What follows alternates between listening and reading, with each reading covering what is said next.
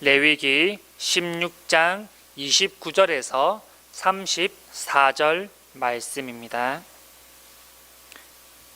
구약 170페이지에 있습니다. 레위기 16장 29절에서 34절 말씀 우리 함께 합독하도록 하겠습니다. 너희는 영원히 이 규례를 지킬지라. 일곱째 달 곧 그 달 10일에 너희는 스스로 괴롭게 하고 아무 일도 하지 말되 본토인이든지 너희 중에 거류하는 거류민이든지 그리하라. 이날에 너희를 위하여 속죄하여 너희를 정결하게 하리니 너희의 모든 죄에서 너희가 여호와 앞에 정결하리라. 이는 너희에게 안식일 중에 안식일인즉 너희는 스스로 괴롭게 할지니 영원히 지킬 규례라.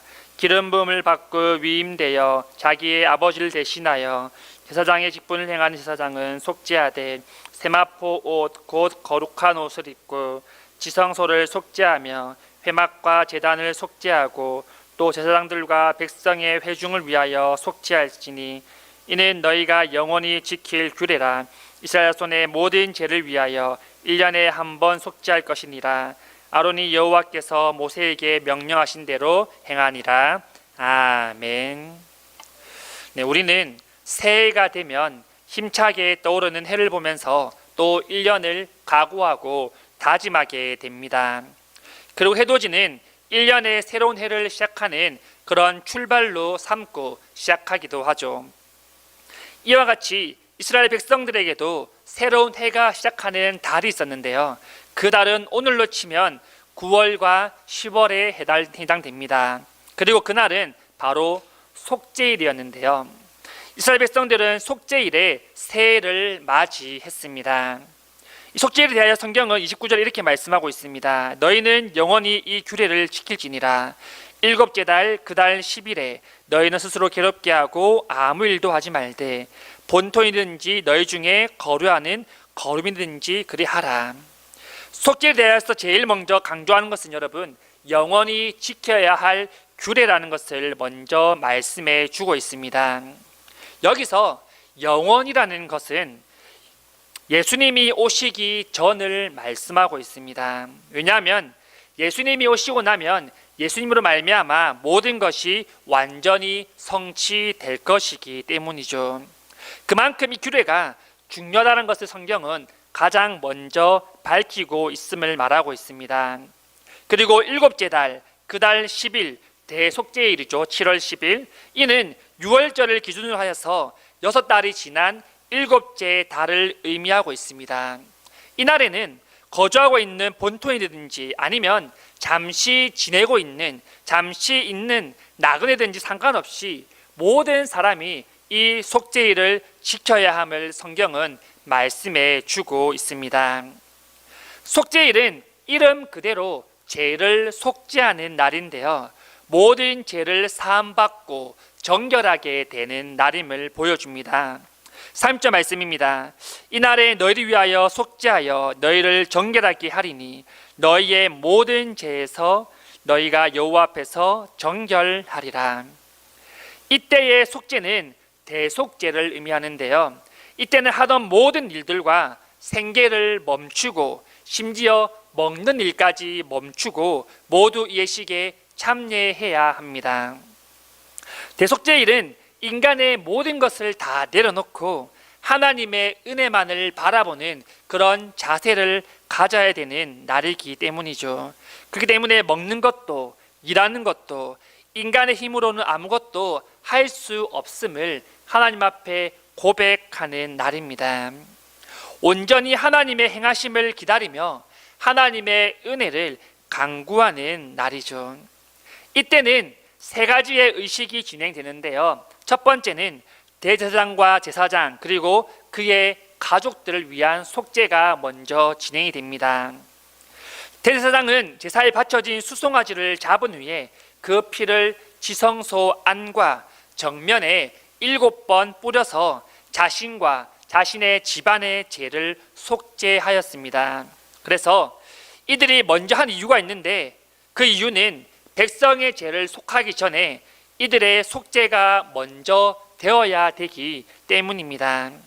백성을 가르치는 자로서 하나님의 말씀을 전하는 자로서 먼저 본을 보이고 하나님 앞에 깨끗하게 나아가야 되는 사람들이었기 때문입니다.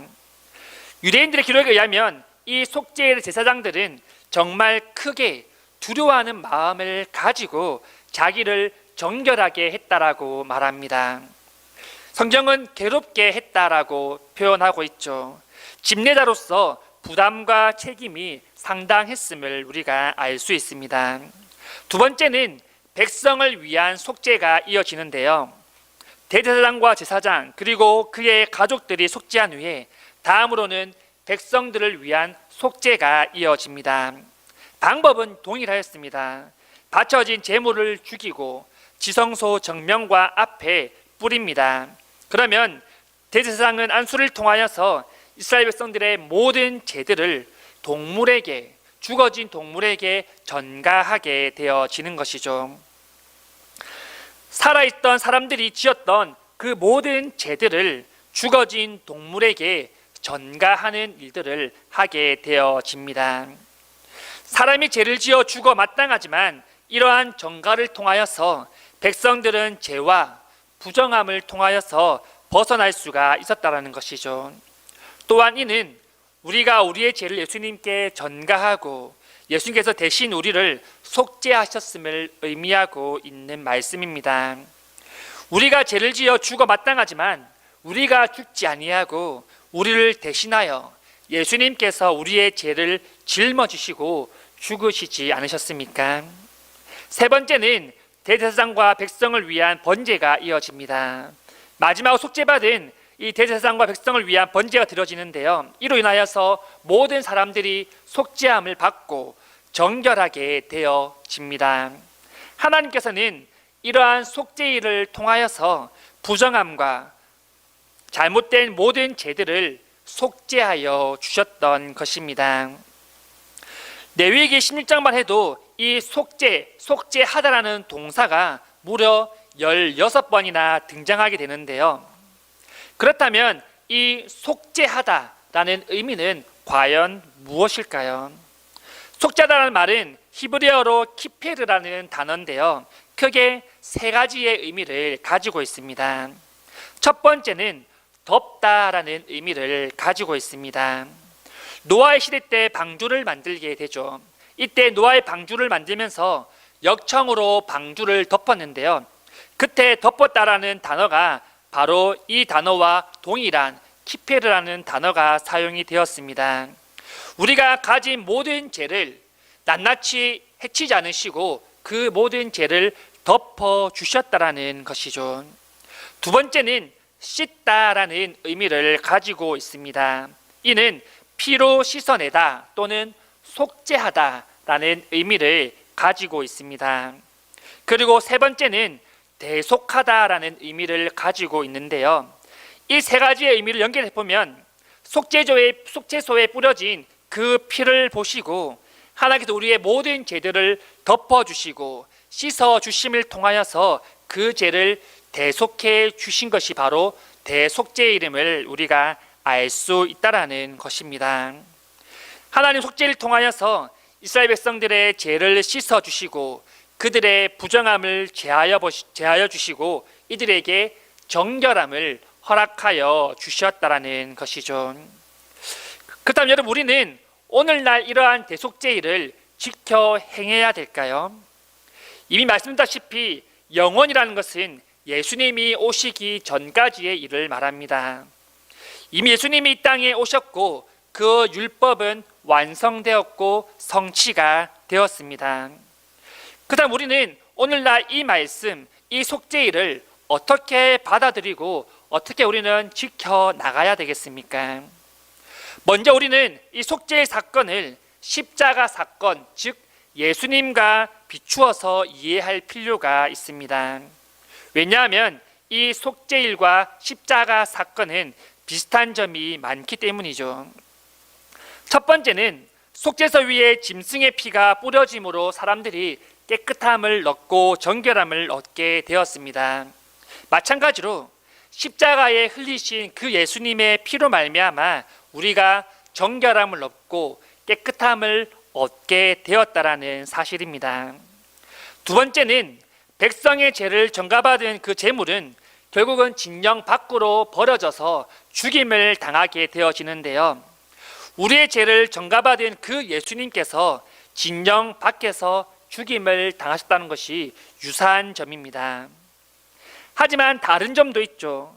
이 속죄일은 새로운 해를 맞이하면서 매년 그렇게 들어졌던 행사입니다. 하지만 예수님께서는 그분의 육체를 우리를 통하여서 완전히 대속 제물로 드렸기 때문에 우리는 더 이상 이 속죄일을 지킬 필요가 없다라는 것입니다. 또한 속죄일은 대제사장 한 명만 1년에 한 번 들어갈 수 있었지만 이제는 우리는 언제든지 하나님의 은혜의 보좌 앞으로 나아갈 수 있는 은혜를 입었다라는 사실이죠. 여러분, 하나님께서는 우리의 죄를 정결하게 하셨음을 믿고 고백할 수 있기를 간절히 원합니다. 죄로 물든 우리 마음을 깨끗하게 하셨고 부정한 우리의 마음을 정하게 하셨으며 언제든지 우리가 담대하게 주님의 보좌 앞으로 나아갈 수 있게 우리에게 은혜를 더하여 주셨습니다. 이는 우리에게 여러분 너무나 큰 은혜이며 하나님의 사랑인 줄 믿습니다. 하나님은 이러한 속죄일을 통하여서 자기의 백성들, 자기가 사랑하는 그 백성들을 정결케 하는 일들을 행하셨습니다. 비록 땅에서 죄를 짓고 살았다 할지라도 그들은 모든 죄와 부정함으로부터 이 속죄일에 벗어날 수 있게 된 것이죠. 죽어 마땅한 우리지만 여러분, 우리 대신 하나밖에 없는 그 독생자 예수 그리스도께서 이 땅에 보내어 주시고 우리 위하여 십자가에 죽으시고 우리의 죄를 전가 받으시고 화목 제물로 들어지셨다라는 사실입니다. 그로 인해 우리의 모든 죄와 부정함에서 우리는 벗어날 수 있게 된 것이죠. 우리를 정결하게 하신 하나님의 은혜를 기억하기를 간절히 소망합니다. 우리 하나님의 자녀로서 날마다 하나님의 은혜의 보좌에 나아갈 수 있습니다. 때로는 우리는 많은 죄를 지으며 살아가지 않습니까? 우리는 날마다 회개하지만 그럼에도 불구하고 날마다 죄의 자리에 나가게 되는 우리의 모습을 보게 되어집니다. 하지만 여러분, 우리는 회개할 수 있습니다. 우리는 회개할 때 하나님 앞에 나아갈 수 있으며 그 회개함을 통하여서 하나님께서 우리의 모든 죄들을 다시 한번 씻어주시고 용서해 주신다라는 사실입니다. 여러분, 우리는 그런 죄와 부정함에서 벗어나서 예수님의 제자의 삶을 살아가야 될 줄 믿습니다. 예수님만을 의지하는 거룩한 백성들이 다 되어야 될 줄 믿습니다. 말씀을 정리하겠습니다. 하나님께서 이들에게 왜 속죄일을 주셨습니까? 그 이유는 이들을 사랑하셨고 이들이 정결케 되기를 원하셨기 때문에 하나님이 이들에게 속죄일을 통하여서 그들의 죄를 용서해 주셨습니다. 마찬가지입니다. 여러분, 하나님께서 우리에게 왜 회개의 은혜를 허락하여 주셨겠습니까? 그것은 우리를 사랑하시기 때문에 우리가 하나님 자녀로서 정결하게 살아가기를 원하시기 때문에 우리에게 회개의 은혜를 허락하여 주셨다라는 사실입니다. 우리가 이 사실을 기억하며 한 주간을 살기를 간절히 소망합니다. 우리를 대신하여 우리가 죽어 마땅하지만 씻을 수 없는 우리의 죄지만 하나밖에 없는 그 독생자 예수님께서 우리를 대신하여서 그 십자가에 그 피를 흘리실 말미암아 죽으셨다라는 사실입니다. 우리는 이 사실을 우리만 아는 것이 아니라 전하는 삶을 살아야 될 줄 믿습니다. 나를 위하여 죽으시고 나를 위하여 십자가에 달리신 그 하나님의 은혜, 그 예수님의 그 사랑을 전하는 삶을 살아갈 수 있기를 간절히 소망합니다.